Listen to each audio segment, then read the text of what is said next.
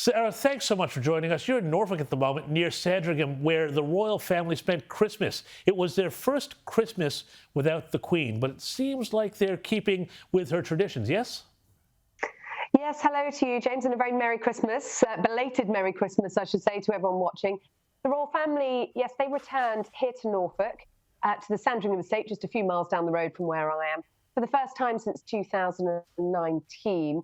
They've had a break because of the COVID pandemic, but it had been a family tradition for many, many years, since the Queen's father, in fact. And King Charles gathered the whole family together, around 50 of them, at the estate to celebrate Christmas. They celebrate with a black tie dinner on Christmas Eve, give their presents on Christmas Eve, as is the German tradition.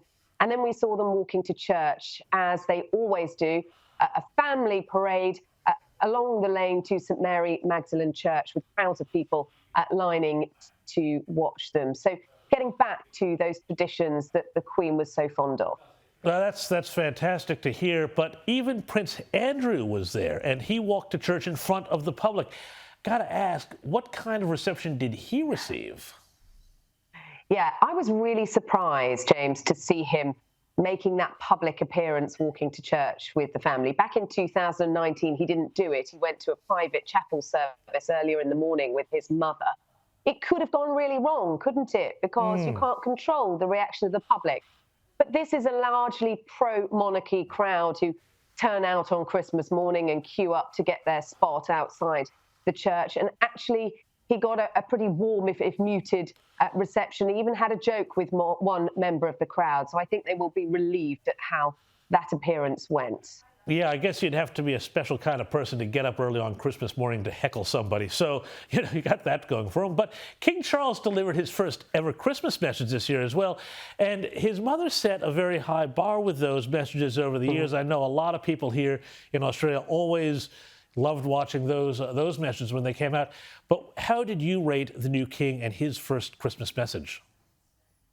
Well, it turned out to be a bit of a hit, James, because this was the most watched programme on British television on Christmas Day, and the most watched Christmas message since records began 2 decades ago. More than 10 million people tuned in to see King Charles. Look, it looked different to his mother's messages. He wasn't sitting behind a desk in a royal palace. He was standing in St George's Chapel, a poignant location close to where his mother and father were laid to rest.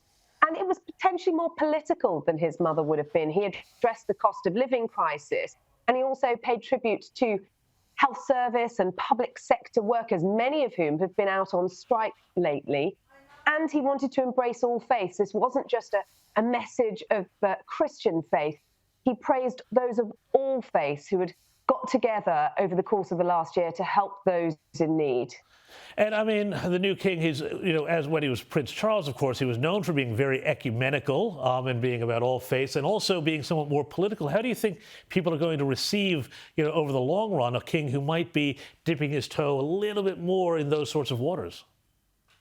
Look, I think there has to be an expectation that someone who is in their 70s has a very different take to someone who came to the throne in their 20s. This is a man who feels things deeply, who is very passionate about things, but he has promised that he won't step into the political sphere, but I think he will still be a convener of people.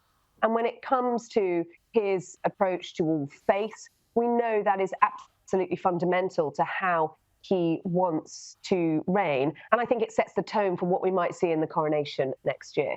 That's going to be pretty interesting to watch.